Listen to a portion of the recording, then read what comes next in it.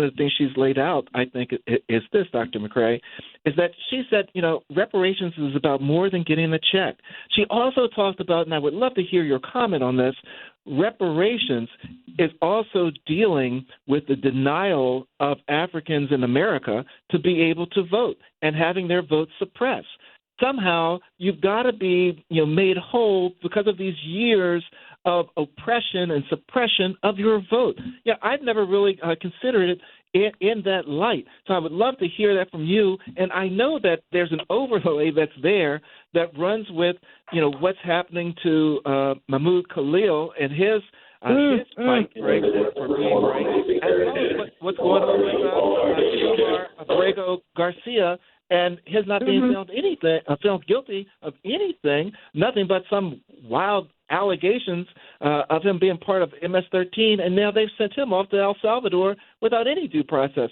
So, Dr. McRae, in listening to what Professor Aiyetoro has laid out with reparations, with regards to vote, and regards to the taking away of the power of the African and American and the person of color in America, I'd love to hear your response to all of that. Yeah, what was interesting to me as well, Daryl, and I'll get to the question, is the connection of Louisiana with the Georgetown folks who were enslaved and folks who were being taken off the street in Louisiana courtrooms because Louisiana is a favorable court system for them.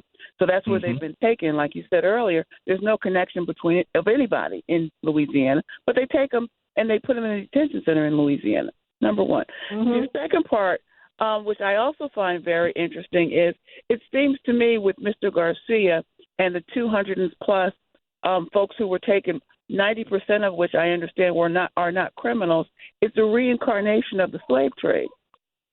Because now you've pulled them up from the country that they've known, many whom were legal protected status citizens, and you cart them off instead of by boat, by plane to El Salvador.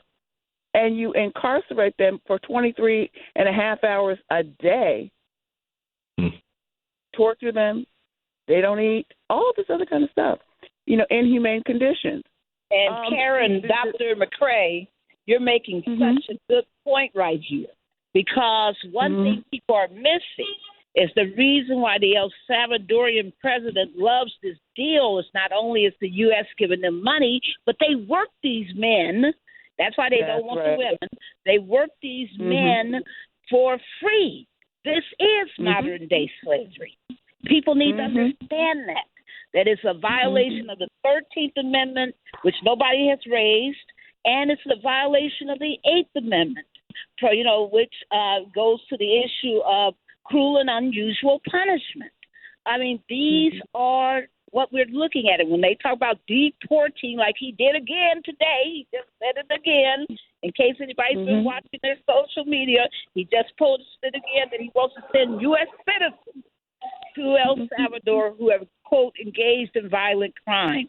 Folks, this is modern day slavery. It is slavery re do. And I need people to really understand that when you're hearing this, that this is such a violation of all of our constitutional rights. Be quiet or we'll arrest you. Be quiet or we'll send you into slavery. This is not what a democracy should be about. This is why we all have to speak up. And when you look at the Barbara, you're right on the point, because Karen, Dr. McRae, the other part I'd like to hear you make reference to is this, and this is something that I've been thinking, and Professor Aiyetoro, you do criminal defense work criminal justice just as I have.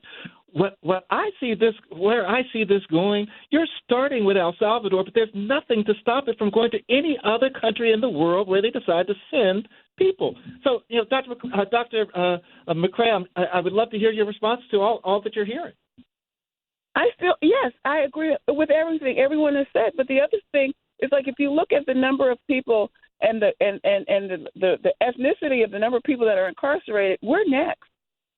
Black and brown people are next, without due process, without family seeing us when we're incarcerated, any of that. He is looking for a loophole where he can cart off what he calls the worst of the worst, but homegrown, and send them to El Salvador with them building a larger facility.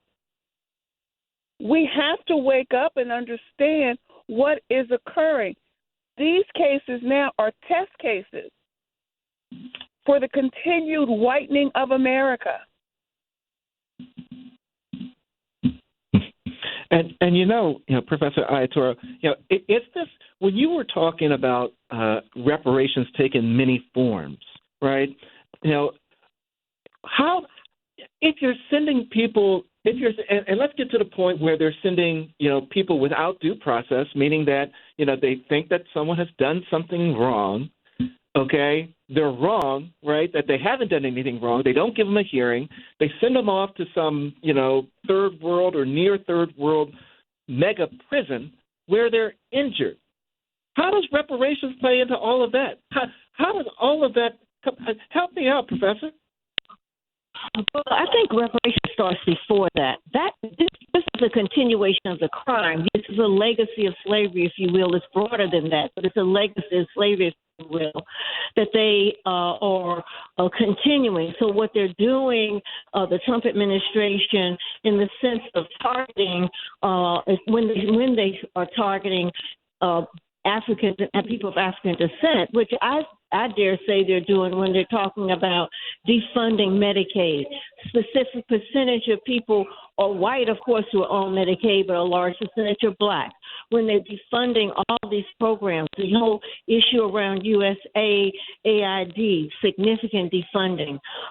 They're defunding university research projects that could go to assist in dealing with many of the illnesses and all of that affect all communities, but many of them disproportionately black. So I think that's a continuation of the crime. That's not reparations. The reparations is for the crimes themselves. So part of we're in a situation, and I say we, those of us who are in the reparations movement and support reparations, but also in the movement for overall a broad movement for justice and our own liberation from the continuing legacies of slavery. We're in a situation where we have to do both. We have to work collectively. Barbara and I have talked some about this. We have to work collectively to address these crimes that are now being committed. Continuation. Let's be clear. I do not want to isolate out the Trump administration. He is only continuing and exasperating the crimes that have been committed, right? So, and people are saying, oh, my God, I didn't know he was going to go that far. Well, if you read about him, knew who he was, you know he was going to go this far. Because at base, and his philosophy is one that says that it's racist, if we want to use that term generally, but it's anti-poor, anyone other than the multi-billionaires, right? So for me, we combine that.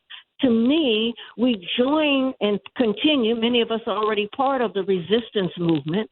We're talking with and working with developing strategies of resisting. How do we, signing petitions against those Palestinians and others that are being shipped, who aren't U.S. citizens but have legal status. I don't know of anyone that's been shipped that doesn't have legal status. Maybe there are. But everyone that I've heard that has been shipped to people who are demonstrating and speaking out against Israeli genocide, which the UN said was genocide against the Palestinian people. This isn't just some, people calling genocide.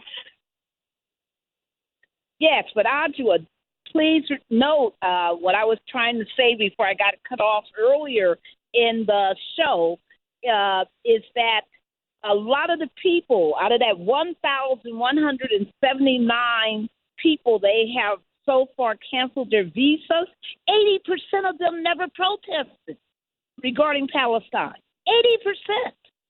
So we got to understand that this is just a general attack for the cruelty of it all against people, to create the uncertainties, to actually force universities to bow to them, to, try to exceed every limit of their power that they can have. 80%, I think the stat is something like, of the 200 that they surveyed, only 6% had participated in pro-Palestinian protests.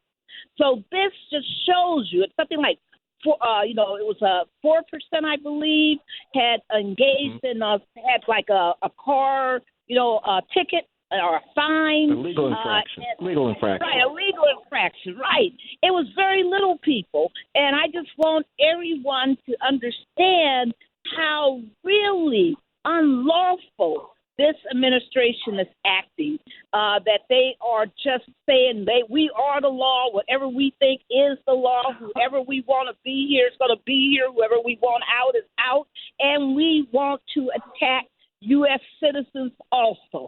We want you to fall in line, or we will declare you a criminal, arrest you, and put you in some, jail, and then deport you without you even knowing, to a country that you're not a citizen of, where you have no rights, and we're not going to give you any rights. I mean, this is absolutely unfair. But Daryl, can I say something though, Barbara? Could I? Hello. I'd like to say something though, because I don't think it's that general. Who are they deporting? He's keeping his promise of getting rid of immigrants. And who are they? They're the brown people. And he's looking at, and he's supporting, he's making a broader assumption through his deportations that these people he is deporting support the Palestinian people, which is a pro-Israeli thing. He has embraced Israel. What is that about? So I think it's beyond, I think we have to add or keep in that the attack is not just general for everybody, but the attack is